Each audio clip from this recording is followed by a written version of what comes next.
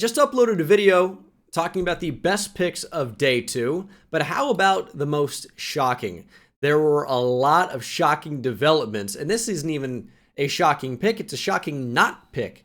Shedeur Sanders, love him or hate him, love Coach Prime in Colorado or hate them, Shedeur Sanders is a good quarterback prospect. That's not a great quarterback prospect.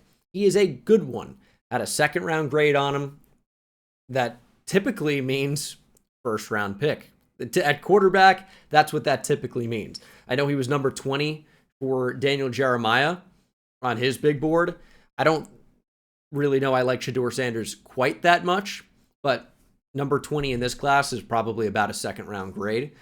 Shedeur Sanders is good. He is the most accurate quarterback in this class, which makes him arguably the most pro-ready quarterback in this class.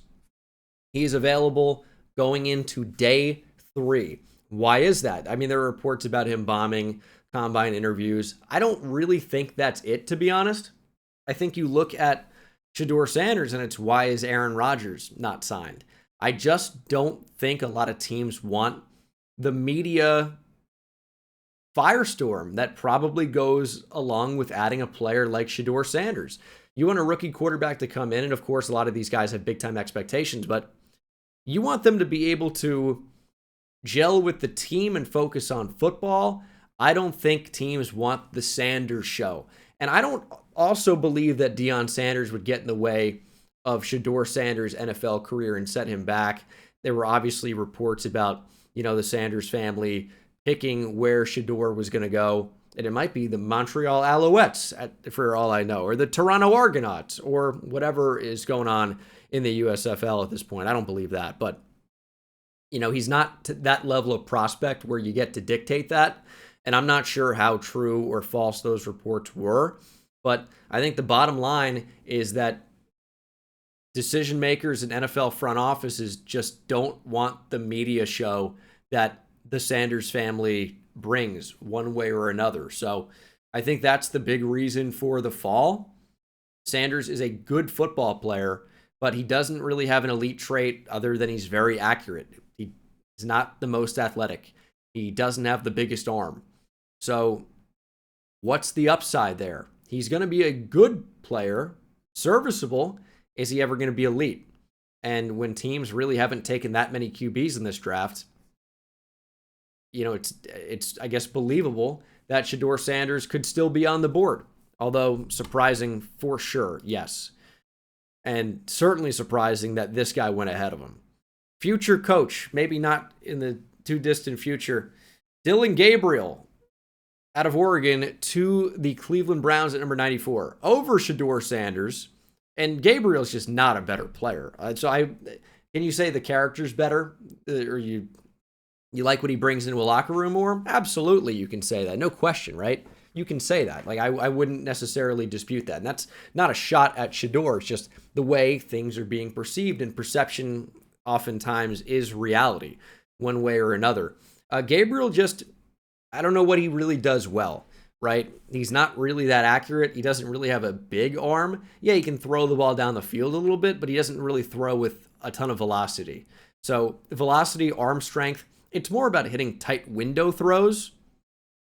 Anyone can throw the ball down the field. Like any of these draftable QBs can put the ball 50, 60 yards out there, right? But it's how can you actually zip the ball in the tight windows? Do you have that ability or don't you? That's where arm talent and arm strength really plays in. And it's hard to find an elite or even above average trait for Gabriel other than he's tough and experienced and he's mobile enough. But I mean, you are straight up drafting a backup quarterback here.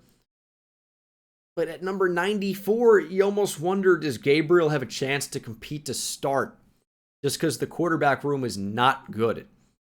I wonder if that's a possibility, but I was surprised to see him go ahead of some of those other names at QB. I think Dillon Gabriel is a future coach.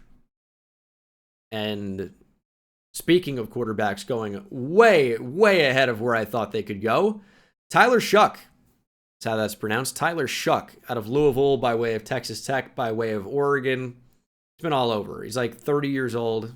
He is like 25 or 26 though. I mean, he is old. This was a guy I think Walter Football had mocked at number 1 overall like 4 or 5 years ago, a long time ago. Shuck's been in college forever. It seems like I think 3 or 4 years ago, Shuck was mocked number 1 overall by Walter Football. It was insane at the time, but he goes top 50 to the Saints. The Saints apparently were enamored with Tyler Shuck, and there are things to like. Big body, strong arm, mobile enough, mobile even, maybe you could say. He can move a little bit. But man, on a down-to-down basis, it's some of the same problems I have with Jackson Dart. It's just he's not consistent, and he's not consistently accurate. The ball's not where it needs to be consistently, either on time or on target. I was just not a huge fan of this quarterback class in general, and I know everyone's just labeling me a Jackson Dart hater already. I don't have access to these guys, right? I'm not interviewing them. I'm not hanging out with them. I'm not seeing how they fit in with the team. I don't have the big grand plan. All I have is the film, and what can I say? If I'm watching and I'm seeing a player be inconsistent and not making good reads, or maybe not even able to go through a progression on a given play and get the ball to where it needs to be, what am I supposed to do with that? You know, he could be good though, because he's got a strong enough arm and he's got good mobility and his teammates like him. I can't do anything with that. My grades are done purely off of film and I guess what I hear about the injuries, but that's it. That's all I can do. So for Tyler Shuck, just like Jackson Dart, he's inconsistent, but there are some tools, there are some traits there. I was shocked to see him go at 40. I do not think Shuck was near a top 40 player in this draft, but he plays the most valuable position in football, and he is going to end up being the starter for the Saints, maybe as early as week 1. So I am shocked by this development, but he's got NFL size at quarterback. He's got an NFL arm. That's a type of player, I guess, that goes higher than you expect, as did Anthony Belton. And this is not a shot at Anthony Belton, because I think he's good, and he's strong as hell, and he's, I think, a good enough athlete for that size. I was just shocked to see the Packers go this direction. I know you've got to protect your quarterback. You've got to have reinforcements on the offensive line. But I guess you're drafting Anthony Belton here to start at left tackle at some point. But you drafted Jordan Morgan in the first last year. You have Rasheed Walker. You pay Aaron Banks a ton of money. You have Elton Jenkins. You have Zach Tom.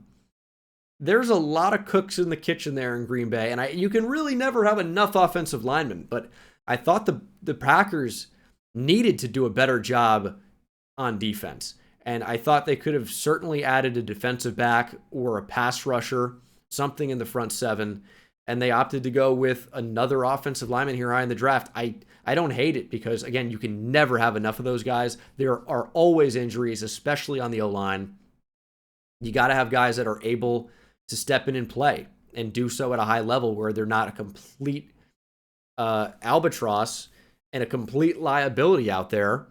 So Anthony Belton is pick number 54, but I really expected the Packers to go a different direction here. But do they ever? It's always the same type of player for Goody and the Packers. As RJ Harvey went to the Broncos at pick 60. And I like RJ Harvey. And I felt in my bones that Sean Payton was going to take a running back, but not the one you'd immediately expect. So was it shocking in that way for me? No, because I knew what he was going to do. It's just so Sean Payton. However, I think RJ Harvey's actually a pretty good fit for this Broncos team. We know what Sean Payton covets on offense, and you like a guy that can catch the football, that can be a workhorse, and Harvey was extremely productive at UCF. Had games where he just absolutely dominated and can impact the game in a number of different ways. As a runner, as a receiver. RJ Harvey's a fun player. It was earlier than I expected him to go because on a pure big board rankings type of thing, I thought Caleb Johnson was a much better player overall. But for what the Broncos were looking for, and this is why, a media big board is very different than a team big board. They got what they wanted in RJ Harvey, and I really can't fault that at all. As the last one we'll talk about is new Seattle Seahawks quarterback Jalen Milroe. I actually like the pick. There was a thought that Jalen Milroe could end up going in round 1. That was too rich, obviously. But he didn't go in round 2 either. He didn't go in the top 90 picks. The Seahawks got him at number 92. And I really, really like it because Jalen Milroe, first and foremost, and it's his calling card, his claim to fame, he is an exceptional athlete. He is the most athletic player on the field almost at all times. He has incredible speed, incredible overall explosiveness and twitch, and he's got a good deep ball as a passer. So I think there are some things to like about Jalen Milroe. It's just the decision making. Again, the down-to-down consistency, the accuracy, especially in the short and intermediate areas of the field. Can he go through a progression in an NFL offense and get the ball where it needs to be on time and on target? Those are the big questions about Jalen Milroe. It's the processing, it's the accuracy, but we know he is a super athlete with a really good arm overall in terms of just overall arm strength and a pretty accurate, pretty good deep ball at times. So there's something to build off here with Jalen Milroe, and the fact that you just signed Sam Darnold, this is a true developmental guy that I think the Seahawks will be able to use early because of his athleticism, but just sit him for a while. Let him learn the NFL offense. Let him learn what you want to do, what you want to accomplish on offense. Every single play in the playbook for the next 3 years, and you might have a guy that can be a true impact player for you. Because if Jalen Milroe is developed the way, let's say the 1% scenario where he ends up getting to his top ability, the top possible outcome, he's going to be a superstar type of player. Now, again, that's maybe the 1%, and the 99% says that he's playing a different position by the end of this contract because he's that level of athlete, maybe can't play quarterback. But man, if you can develop him as a quarterback, you may have a special type of player. And at number 92, that is absolutely worth it. That's going to do it for the video, guys. Thank you so much for watching. Hope you enjoyed. More draft content to come, including grading every first-round pick and then ultimately grading every single team in the 2025 NFL Draft. Thank you so much for watching. Hope you enjoyed, and I'll see you in the next one. Take it easy.